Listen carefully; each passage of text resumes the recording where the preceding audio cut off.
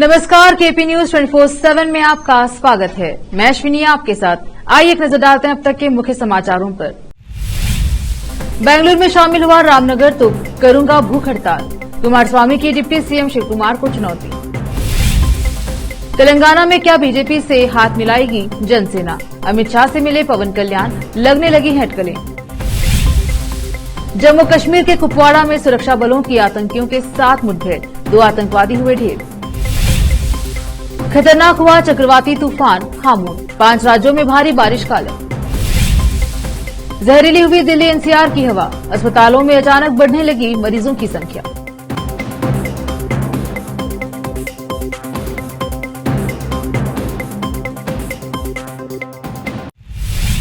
अब समाचार विस्तार से। कर्नाटक के उप मुख्यमंत्री डीके शिव कुमार के रामनगर को बेंगलुरु में शामिल करने वाले विचार पर जेडीएस नेता और राज्य के पूर्व मुख्यमंत्री एचडी कुमारस्वामी ने प्रतिक्रिया दी है। उन्होंने कहा है, यह डीएलएफ समेत रॉबर्ट वाड्रा की संपत्तियों को बचाने का उपाय है।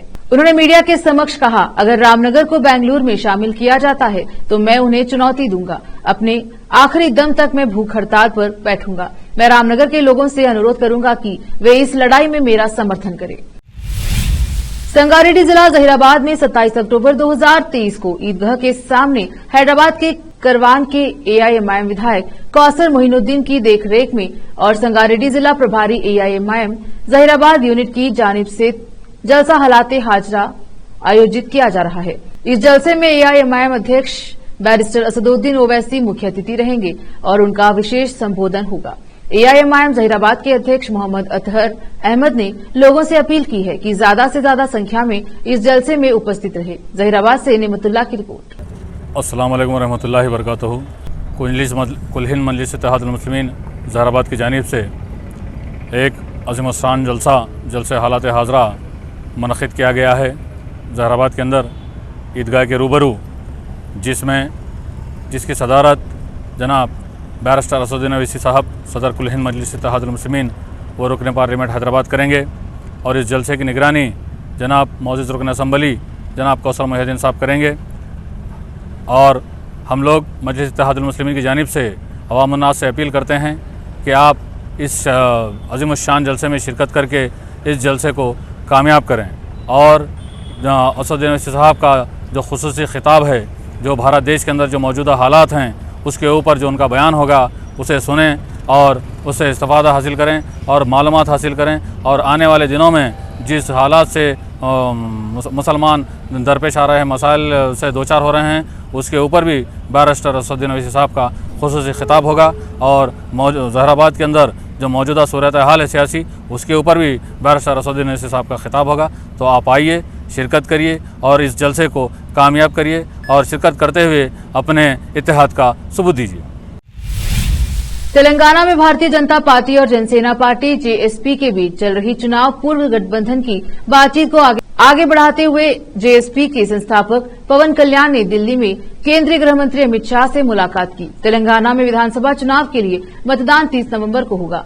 जेएसपी के सूत्रों के मुताबिक जनसेना राजनीतिक मामलों की समिति के अध्यक्ष नांदेला मनोहर के साथ अभिनेता सह नेता पवन कल्याण ने बुधवार को अमित शाह से मुलाकात की। उन्होंने हैदराबाद पहुंचने से पहले तेलंगाना भाजपा नेतृत्व और पवन कल्याण को सहमति पर पहुंचने को कहा।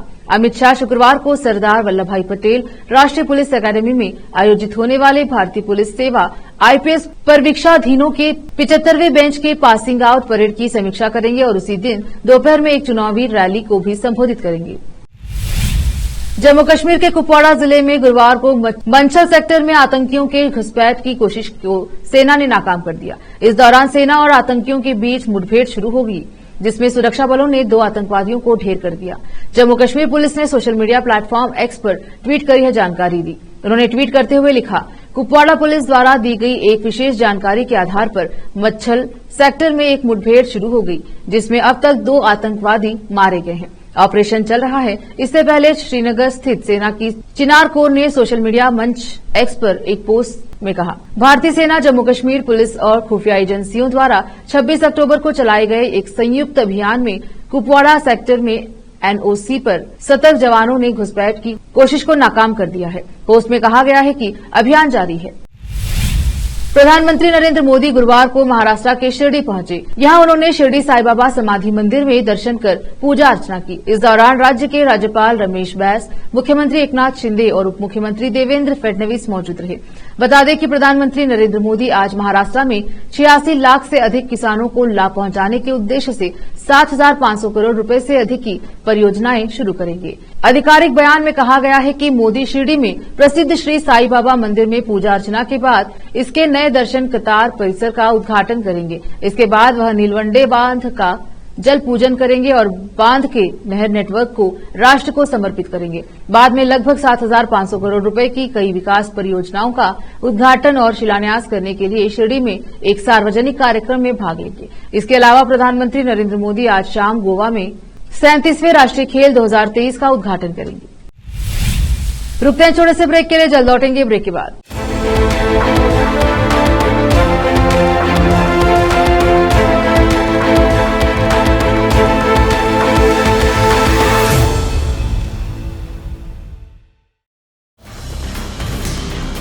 हिंदुस्तान के हर कोने में हम हैं मौजूद। 24 घंटे हालात पर गहरी नजर, खबरों से जुड़े चुपते सवालात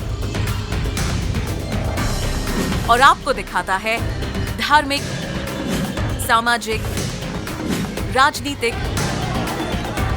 लोकल और इंटरनेशनल न्यूज की सबसे बेहतर कवरेज जो आपको रखती है हर पल बाखबर। देश और दुनिया भर की खबर के लिए देखते रहें केपी न्यूज 24/7।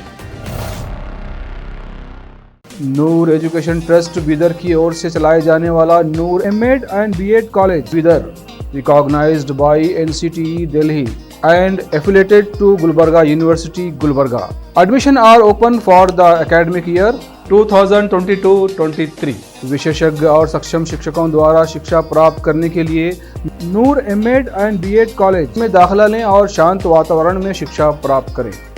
बीदर शहर में बेहतर शिक्षा का एकमात्र केंद्र Noor M Ed and B Ed college, Shahpur gate, Bidar. Phone numbers 9945283920, 8482221297। Break के बाद स्वागत है आपका, देखते हैं समाचार। मौसम विभाग ने चक्रवाती तूफान हामुन को लेकर अपडेट जारी किया है। अगले 12 घंटे त्रिपुरा, नागालैंड, मणिपुर, मेघालय और मिजोरम में भारी बारिश की संभावना जताई गई है।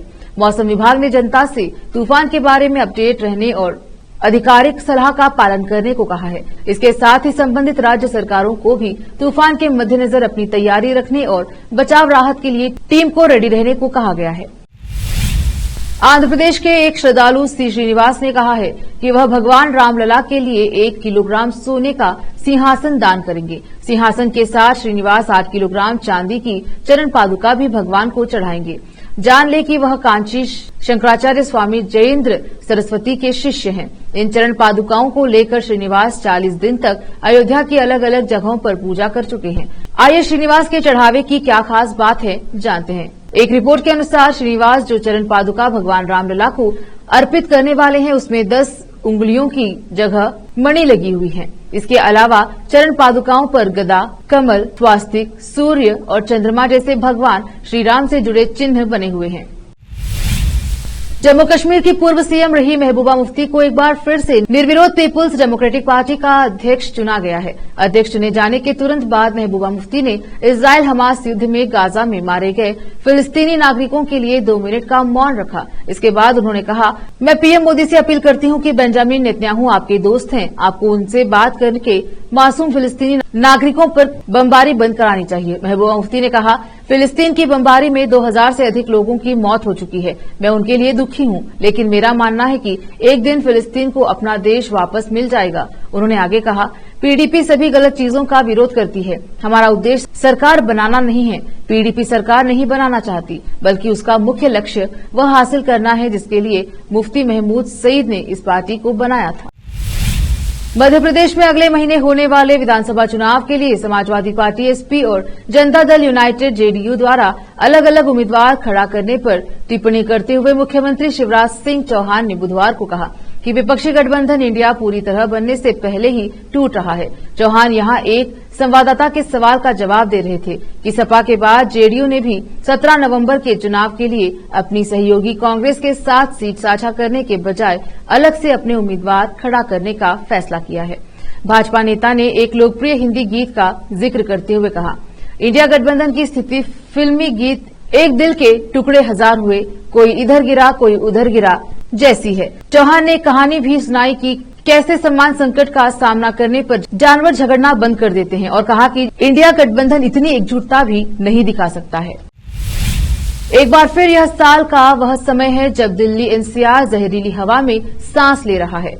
क्षेत्र में बिगड़ते वायु प्रदूषण ने कई लक्षणों को बढ़ा दिया है, जिनमें खांसी, सांस फूलना, कंजक्शन, लगातार सिरदर्द, थकान और बहुत कुछ शामिल है। जो लोग पहले से ही फेफड़ों से संबंधित बीमारियों, अस्थमा या क्रॉनिक ऑब्स्ट्रक्टिव पल्मोनरी डिजीज से पीड़ित हैं, उनमें लक्षण बदतर होते जा रहे हैं। 25 अक्टूबर को लगातार तीसरे दिन दिल्ली की वायु गुणवत्ता खराब श्रेणी में रही और निगरानी एजेंसियों का अनुमान है कि आने वाले दिनों में इसमें कोई सुधार की संभावना नहीं है। वायु प्रदूषण से कोई राहत नहीं मिलने का कारण पंजाब और हरियाणा के कुछ हिस्से में पराली जलाना जारी है। जोखिम वाले लोगों ने पहले से ही अस्पताल के ओपीडी और आपातकालीन इकाइयों में लाइन लगाना शुरू कर दिया है। रुकते एक और छोटे से ब्रेक के लिए, जल्द लौटेंगे ब्रेक के बाद।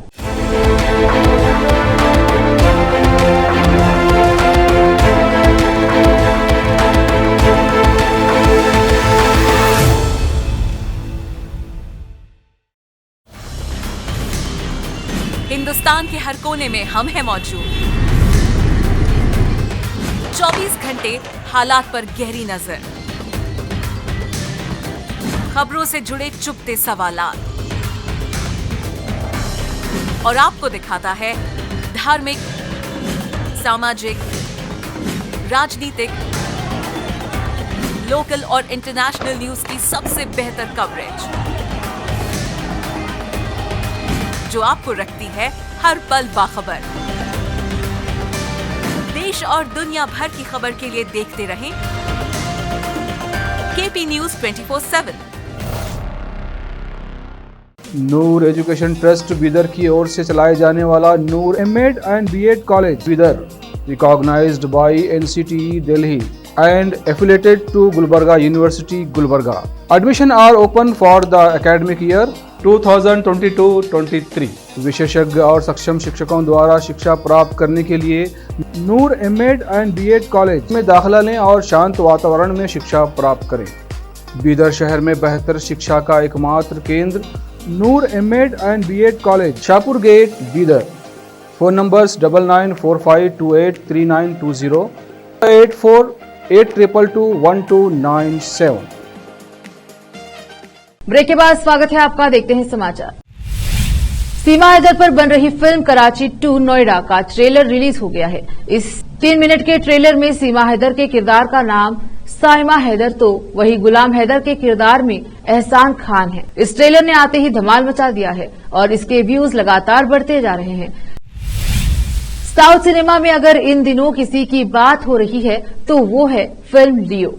थलपति विजय की फिल्म लगातार कमाई के नए रिकॉर्ड बना रही है। फिल्म 500 करोड़ का आंकड़ा छू चुकी है और अब विजय का टारगेट रजनीकांत की फिल्म जेलर है।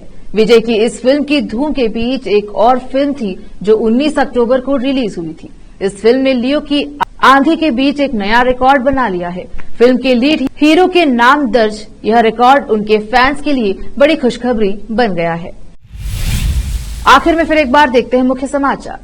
बेंगलुरु में शामिल हुआ रामनगर तो करूंगा भूख हड़ताल, कुमारस्वामी की डिप्टी सीएम शिव कुमार को चुनौती। तेलंगाना में क्या बीजेपी से हाथ मिलाएगी जनसेना, अमित शाह से मिले पवन कल्याण, लगने लगी हटकलें। जम्मू कश्मीर के कुपवाड़ा में सुरक्षा बलों की आतंकियों के साथ मुठभेड़, 2 आतंकवादी हुए ढेर। खतरनाक हुआ चक्रवाती तूफान हामून, 5 राज्यों में भारी बारिश का अलर्ट। जहरीली हुई दिल्ली एनसीआर की हवा, अस्पतालों में अचानक बढ़ने लगी मरीजों की संख्या।